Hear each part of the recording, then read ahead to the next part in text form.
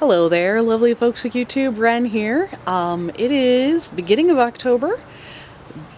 We just had the remnants of what used to be Hurricane Ian go through over this past weekend. Things are kind of a mess. I actually was not even home for that. We had made plans months ago to go visit some friends that weekend, so we're gonna see what's left, what's going on, what needs to be put to bed, and just talk about preparing the garden for wintertime. So anyway, let's get started. So I want to show y'all first off my Panicum, because it's really gotten some nice fall color on it now. You can see it looks really nice around this time of year. It's going to get a little more bronzy red and then finally just give up the ghost and dry out. Hazel probably have hazelnuts on it somewhere, but the squirrels usually get them as soon as they're ripened up. You can see the pokeberry is, birds have been definitely eating that for sure. So I'm going to have lots of little baby pokeberries to deal with, but it happens. There's a lot of weeds. I want to show y'all this. My Moonflower. I don't know if you've seen, I'm pretty sure I've talked about this before, but yeah, it just went crazy in the past couple of months. It has been putting up a lot of flowers. You can actually see some of the discarded flowers there.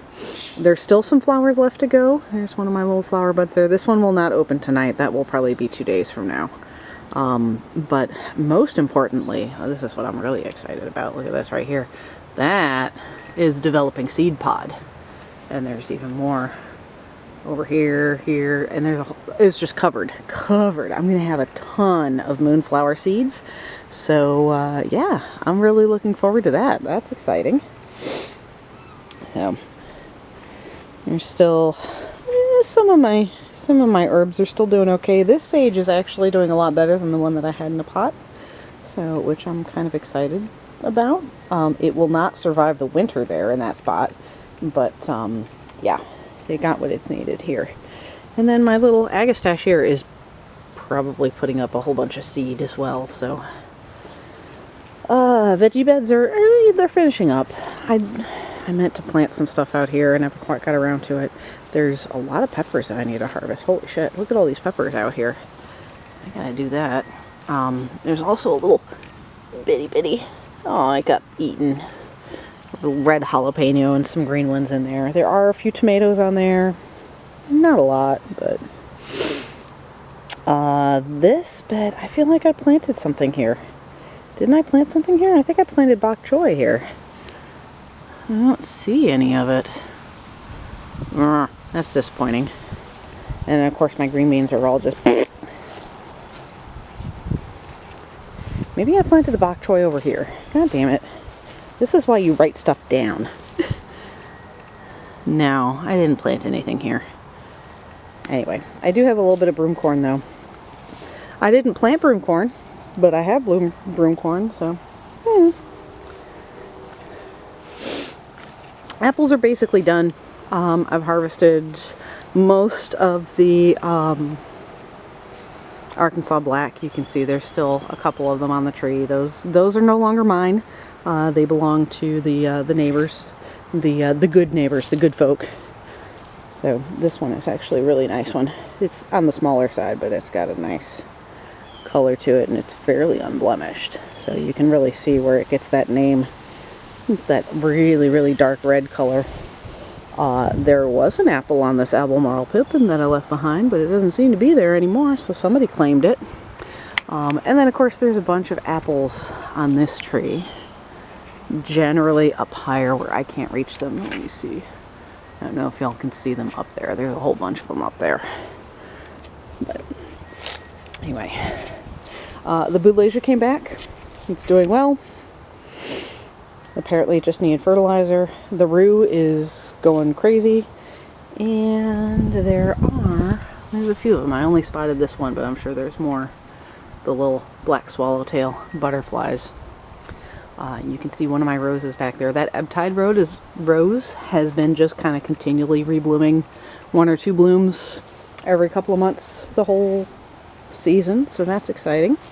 Other roses that are blooming are my little Penelope rose right here. It's got a lot of blooms on it too. That's looking nice. And it's interspersed in here with the cosmos and zinnias that I planted. They finally popped up. There's also a lot of weeds in here, but yeah, that's for another day. Check this out, look. My husband finally finished my chair. And finally, I have my chair back. I'm so stoked. Yes, I picked out that color. I love it. I love it. Yeah, and then of course going back towards the pond. Some weeds that need to be cleaned out, some stuff that needs to be winterized. These gardenias are going to need to be covered over with burlap at some point. It's going to be a real challenge because they're a good like 1.5 feet taller than they were last winter. So I'm not even sure how I'm going to do that anymore, but I'll figure something out. So, and big old branch there. That must have fallen off of my crepe myrtle right here. This guy is so close to blooming. This is a trichritis or toad lily that will probably bloom sometime in the next week or two. So always blooms in October for me. And then the pond is still hanging in there. The lilies, so of course, starting to die back because it's cold and doesn't like that. And that's fine. It'll just kind of go dormant and overwinter. The water's a little murky. I need to put some water clarifier in there. But as far as I know, the fish are still in there. It's hard to tell with all the muck in there right now, but once I clarify the water, I should be able to see them again. So, yep. It's, yeah. I'm waiting for, once things die back a little bit, I'm going to get into this corner here and dig out some of these trees. There's a cherry tree, there's a willow oak tree, there's an albizia tree, maybe 2 willow oaks, ooh, that need to be dug back, and I need to dig back, oh, there's a crepe myrtle in there too. Ugh, so many trees. And then I'm just going to cut back that rose as well because it's just getting unwieldy. And that's part of the reason it's hard for me to get back there and kind of prune that stuff out of there is because that rose is all over there. But the rose will definitely come back, and I know that for a fact because I've tried to dig that rose out so many times and it always comes back. So I'm not concerned about that.